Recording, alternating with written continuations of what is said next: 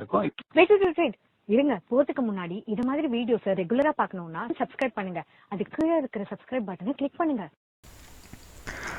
TNPSC மற்றும் அனைத்து competitive exam படிக்கிற நண்பர்களுக்கு என் இனிய வணக்கம்.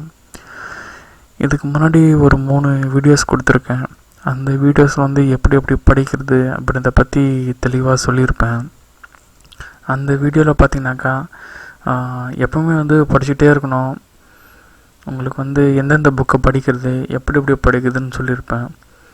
அதாவது எப்போ பார்த்தாலும் ஒரு 24 மணி நேரம் இதையே சிந்தனையிலேயே இருந்தாக்கா கொஞ்சம் மைண்டு ரொம்பவே டிஸ்டர்பன்ஸில் இருக்கும். நிறைய காலைல எழுந்திக்கிறோம், படிக்கிறோம், அப்படியே படிச்சுட்டே இருக்கோம். எப்போ பார்த்தாலும் இதே இருக்குது, ஃப்ரெண்ட்ஸுக்கிட்ட இதே டிஸ்கஸ் பண்ணிகிட்ருக்கோம். லைஃப்பில் ஒரு என்டர்டைன்மெண்ட்டே இல்லை, ரொம்ப கடுப்பாக இருக்குது. கண்டிப்பாக கடுப்பாக தாங்க இருக்கும். அதாவது ஒரு எக்ஸாமுக்கு நானே கூட சரி புரியுதா, ஏன்னா எனக்கும் இப்படி தான் இருந்திருக்கு. அந்த காம்படிட்டிவ் எக்ஸாமுக்கு நம்ம படிக்கும்போது ரொம்ப கடுப்பாக இருக்கும். என்னடா இது ஒரு என்டர்டைன்மெண்ட்டே இல்லையே. அந்த புக்கு நம்ம மைண்ட் ஒரு குறிப்பிட்ட ரேஞ்ச் வரைக்கும் தான் நீங்கள் படிக்கிறதுலாம் அதில் சேவ் ஆகும், எல்லாமே இருக்கும். மற்ற சமயத்தில் பார்த்தீங்கன்னாக்கா நீங்கள் புக்கே தொட்டு என்ன தான் படித்தாலும் நீங்கள் கண்ணும் வாயும் மட்டும்தான் படிச்சுட்டு இருக்கோம், அதை மனசில் பதியாது. அந்த மாதிரி சமயத்தில் நீங்கள் என்ன பண்ணணுன்னாக்கா, ஏன்னா நான் ஃபாலோ பண்ணதை அப்படியே சொல்கிறேன், கண்டிப்பாக நீங்கள் ஃபாலோ பண்ணுங்கள். உங்களுக்கும் நல்ல ஒரு ரிசல்ட் கிடைக்கும். ஃபார் எக்ஸாம்பிள் இப்போ நான் புக்கை படிச்சுட்டேன்ட்டுங்க, எனக்கு இப்போது புக்கை தொடர்த்துக்கே பிடிக்கல, ஆனால் ரொம்ப கடுப்பாக இருக்குது எனக்கு. இந்த சமயத்தில் என்னடா பண்ணுறது. சில பேருக்கு குற்ற உணர்ச்சி மனசில் குத்தும். ஐயோ நம்ம படிக்கலையே, படிக்கணும் அப்படின்னு சொல்லிட்டு குற்ற உணர்ச்சி மனசில் குத்தும். இந்த மாதிரிலாம் இருந்தாக்கா நான் ஒரு நல்ல ஐடியா சொல்கிறேன், அதை ஃபாலோ பண்ணுங்கள். ஒன்றும் இல்லைங்க, விஷுவலைஸ் அப்படின்னு சொல்லிட்டு ஒரு மெத்தட். என்னது அப்படின்னாக்கா, இப்போ ஃபார் எக்ஸாம்பிள் நீங்கள் ஹிஸ்ட்ரி படிச்சுட்ருக்கீங்க. இதில் பார்த்தீங்கன்னாக்கா ஹிஸ்ட்ரியிலே நிறைய இருக்குது பார்த்தீங்களா. இதில் ஃபார் எக்ஸாம்பிள் நான் காந்திய சகாப்தம் அப்படின்னு சொல்கிறேன் புரியுதுங்களா. அதுக்கு ஒரு இயர் அப்படி கொடுத்துருப்பாங்க. இப்போ அதே பார்த்தீங்கன்னாக்கா காந்தி அப்படின்னு சொல்லிட்டு ஒரு மூவி இருக்குது சரிங்களா. நீங்கள் படித்து கடுப்பாக இருக்குது அப்படின்ற சமயத்தில் அந்த மாதிரி மூவியை நீங்கள் பார்க்கணும் சரிங்களா. காந்தி, பாரதியார் அப்படிங்களா, இந்த மாதிரி சரித்திர படங்கள்லாம் நிறைய இருக்குது. அந்த படத்தை பார்க்கும்போது என்டர்டைன்மெண்ட்டும் ஆச்சு, அந்த படத்துலேருந்து உங்களுக்கு லேர்னிங்கும் ஆச்சு, நீங்கள் படித்தது எல்லாமே ஒரு ரீகாலும் ஆச்சு புரியுதுங்களா. இந்த மாதிரி நல்லா பர்ஃபெக்டாக இருக்கும். ட்ரை பண்ணி பாருங்கள். நான் ட்ரை பண்ணியிருக்கேங்க, சூப்பராக இருக்கும் சரிங்களா. காந்தி படம் பார்த்தேன். அந்த காந்தி படத்தில் ஃபுல்லாக அதாவது உங்களுக்கு லாலா லஜபதி ராய்னா யாருன்னு தெரியாது சரிங்களா. அதே நம்ம நேரு அவர் என்ன பண்ணார் ஏது பண்ணார் நீங்கள் படிச்சிருப்பீங்க, ஆனால் நீங்கள் விஷுவலைஸோட பார்த்துருக்கீங்களா. இப்போ பாருங்கள், ஃபார் எக்ஸாம்பிள் சொல்கிறேன், ஒரு விஜய் படம் ரிலீஸ் ஆகுது, இல்லை ஒரு அஜித் படம் ரிலீஸ் ஆகுது. அந்த படத்தை போய்ட்டு ஒரு வாட்டி பார்த்தாக்கா உங்களுக்கு மெமரியில் அப்படியே பதியும். 2 வாட்டி பார்த்தாலும் பதியும், 3 வாட்டி பார்த்தாலும் பதியும். ஒரே வாட்டி பார்த்துட்டு பர்ஃபெக்டாக சொல்கிறவங்களும் இருக்காங்க. இதுக்கப்புறம் இவன் எங்கே போவான், அங்கே ஃபைட் நடக்கும், ஹீரோயினை கூட இங்கே டுவேட் பாடுவான், அப்போ அந்த பாட்டு வரும், இந்த பாட்டு சூப்பராக இருக்குது அப்படின்னு சொல்லுவான். அது எப்படி அவங்களுக்கு செட் ஆச்சு. அதாவது பார்த்தல், கேட்டல், மனதில் பதிய வைத்தல், ரசித்து உணர்தல், இது எல்லாமே ஒன்றா பண்ணுறதுனால நல்லா பர்ஃபெக்டாக இருக்கும். அதே மாதிரி தான் சரித்திர படங்கள்லாம் நிறைய இருக்குங்க. இந்த ஆஸ்கார் அவார்டு வாங்கின படம்லாம் இருக்குது. அதாவது நம்மளுடைய சப்ஜெக்ட்டுக்கு சம்மந்தம் இல்லாததான் நீங்கள் பக்கத்தில் போகாதீங்க. சப்ஜெக்ட்டுக்கு சம்மந்தம் இருக்கிறது பக்கத்தில் வாங்க புரியுதுங்களா. காமராஜ், பாரதியார், அப்புறம் நான் சொன்ன இந்த காந்திய சகாப்தம், அப்புறம் ஜோதா அக்பர்னு ஒரு படம் இருக்குங்க. நல்ல ஒரு காதல் படம் தான் அது. ஆனால் அந்த படத்தில் நீங்கள் அக்பரை பற்றி ஃபுல்லாகவே படிச்சிடலாங்க. நிஜமாக சொல்கிறேன், செம படங்க புரியுதுங்களா. ஜோதா அக்பர் புரியுதுங்களா. அக்பர் அவர் சின்ன வயசுலேருந்து எல்லாமே கொடுத்துருப்போம், பக்காவாக கொடுத்துருப்பாங்க. அந்த பானிபட் போர் நடக்கும், அவருடைய பாதுகாவலன் பைரம் கான் புரியுதுங்களா. அது அப்படியே ஃபுல்லாக வரும். ஃபுல்லாக அந்த ராஜபுக்தர்கள்லாம் வருவாங்க.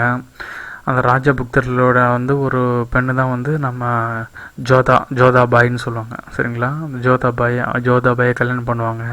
அதுக்கப்புறம் பார்த்தீங்கன்னா அக்பருடைய அந்த வருவாய்த்துறை அமைச்சர், ராஜ தோடார்மால், இது எல்லாருமே வருவாங்க. நீங்கள் வந்து அதை பார்த்தீங்கன்னாக்கா உங்களுக்கு நல்லா இன்னும் பர்ஃபெக்டாக புரியும். சரிங்களா? என்னென்ன வரியை வந்து அவர் வந்து ரிஜெக்ட் பண்ணார், மக்களுக்காக என்னென்ன பண்ணார் அப்படின்னு சொல்லிட்டுலாம் அந்த படத்தை பார்த்தாலே வந்து நீங்கள் படித்ததுக்கு ஒரு ரீகாலம் இருக்கும், புதுசாகவும் கற்றுக்கின மாதிரி இருக்கும், அப்படியே மனசில் பக்காவாக பதிஞ்சிருங்க அந்த மாதிரி. அதுக்கப்புறம் பார்த்தினாக்கா பாஜிரா 2, நம்ம சிவாஜி தாங்க, அந்த சத்ரபதி சிவாஜி இல்லையா, ராஜா பக்தர்கள் வருவாங்க அவங்களாம். சரிங்களா? அந்த ராஜா பக்தர்கள் வந்து கண்டிப்பாக கொஞ்சம் வரும், அது எப்படி தான் டிஎன்பிசிக்கு அதில் பற்றி ஒரு கொஷின்ஸ் கண்டிப்பாக இருக்குது. அதெல்லாம் நீங்கள் பாஜிரா 2லாம் பார்க்கும்போது ஆற்காட்டு நவாப்லாம் வருவாங்க. அதில் ஆற்காட்டு நவாப்பு அவர் வளர்க்கக்கூடிய ஒரு செல்ல விலங்கு எது அப்படின்னு சொல்லிட்டு டிஎன்பிசி கொஷின்லேயே கேட்டிருக்காங்க. அதில் அவருடைய வளர்க்கக்கூடிய செல்ல விலங்கு எதுனாக்கா புலி. சரிங்களா? அந்த புலி ஒரு பக்கத்துலேயே வச்சு தடவி கொடுத்துட்ருப்பார். நம்ம வந்து பாஜிரா அவர் வந்து போவார், நேராக அப்படியே தைரியமாக போவார். பார்த்தா நம்ம ஆற்காட்டு நவாப் பக்கன்றப்பார், புலியை தடவி கொடுத்துட்ருப்பார். இதெல்லாம் இதுலேருந்தே நமக்கு வந்து நிறைய விஷயம் கிடையாது. ஆற்காட்டு நவாப்னா இப்படி தான் இருப்பார், அவருடைய செல்ல விலங்கு புலி. புரியுதுங்களா? இதெல்லாம் நிறைய இருக்குது. இந்த மாதிரி வந்து நம்ம படத்தை பார்த்தாக்கா கற்றுக்கக்கூடிய நிறைய விஷயங்கள்லாம் இருக்குது. சரிங்களா? அந்த படமும் வந்து யூஸ்ஃபுல்லாக இருக்கும், அதை பார்க்கலாம். அதுக்கப்புறம் பார்த்தாக்கா நான் வந்து இன்னொரு பாட்டு ஒன்று கேட்டேங்க. அந்த பாட்டுலேருந்து அப்படியே எனக்கு அப்படியே நம்ம படித்ததெல்லாம் வரும், அப்படியே ஒரு நல்ல ரிமெம்பர், கொஞ்சம் மெய்ஸ் இருக்கும். அந்த மாதிரிலாம் கூட நம்ம கலைஞரது வந்து செம்மொழி மாநாடு நடத்தினாங்க. அது வந்து ஒரு பாட்டு, செம்மொழியான தமிழ் மொழியாம் அப்படின்னு சொல்லிட்டு பாட்டு வரும். அந்த பாட்டு கேட்டாக்கா நீங்கள் தமிழில் படித்தது எல்லாமே உங்களுக்கு வந்து அப்படியே ரிமெம்பர் ஆகுங்க. சரிங்களா? நீங்கள் நெட்டில் யூடியூப்பில் கூட சர்ச் பண்ணி பாருங்கள், செம்மொழி மாநாடு, அதாவது செம்மொழி சாங்ஸ்னு போட்டாலே வரும். அகர முதல்ல எழுத்தெல்லாம், அதுதான் ஸ்டார்டிங்கில் அதுலேருந்து வரும். சரிங்களா?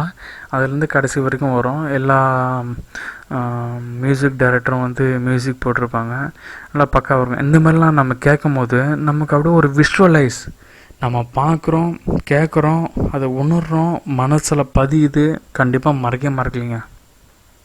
நீங்கள் ட்ரை பண்ணி பாருங்கள். இந்த விஷயம் யாருக்கும் அவ்வளோக்கா தெரியாது, சொல்கிறேன். காரணம்னாக்கா நான் இந்த மெத்தட்லாம் ஃபாலோ பண்ணி போஸ்டிங் வாங்கியிருக்கேன். என்ன மாதிரி நீங்களே கஷ்டப்படுறீங்க, அந்த கஷ்டப்படுறதுக்கான பலன் வேணும். நிறைய பேர் கஷ்டப்படுவீங்க, ஆனால் வந்து ரிசல்ட் வந்து சரியாக வந்திருக்காது. எதுக்கிடானாக்கா நீங்கள் வந்து கஷ்டப்படுறீங்க, நான் இல்லைன்னு சொல்ல, அந்த கஷ்டப்பட்டதை வந்து கரெக்டான இடத்துல வந்து ஃபாலோ பண்ணணும். அதாவது கரெக்டான இடத்துல வந்து அதை பயன்படுத்தணும். புரியுதுங்களா? அதுக்கு தான் வந்து இந்த மாதிரி சின்ன சின்ன மெத்தட்லாம் சொல்கிறேன். இன்னும் நிறைய இருக்குங்க. அதெல்லாம் வந்து நீங்கள் ஃபாலோ பண்ணினாக்கா கண்டிப்பாக வந்து வெற்றி நிச்சயம் அப்படின்னு சொல்லலாம். நீங்கள் வந்து அந்த படம் பார்க்கும்போது உங்கள் ஃப்ரெண்ட்ஸ் கூட உக்காஞ்சி பாருங்கள். சரிங்களா? நான் வந்து அடுத்த வீடியோவில் வந்து நான் சொல்கிறேங்க, நான் எந்தெந்த படம் வந்து பார்க்கலாம் அப்படின்னு சொல்லிட்டு அந்த படத்தை லிஸ்ட் என்கிட்ட இருக்குது. என்னுடைய லேப்டாப்பில் எல்லாமே அந்த படம் தான் வச்சுருக்கேன். எனக்கு எப்போ காந்தி படமே இது வரைக்கும் நான் 20 வாட்டி பார்த்துருப்பேங்க. சரிங்களா? காந்தி படமே 20 வாட்டி மேலே பார்த்துருக்கேன். காந்தி வந்து அந்த 2ஆம் வட்ட மேஜை மாநாடுக்கெல்லாம் போவார். புரியுதுங்களா? அது 2ஆம் வட்ட மேஜை மாநாடு இர்வின் ஒப்பந்தத்தின் அடிப்படையில் போவார். அந்த இடத்துல போகிறது இல்லாமல் அப்படியே ரியாலிட்டியே அது. புரியுதுங்களா? அப்போ காந்தி போனார் இல்லைங்களா, அதை அப்படியே ஷூட் பண்ணி கொடுத்துருக்காங்க.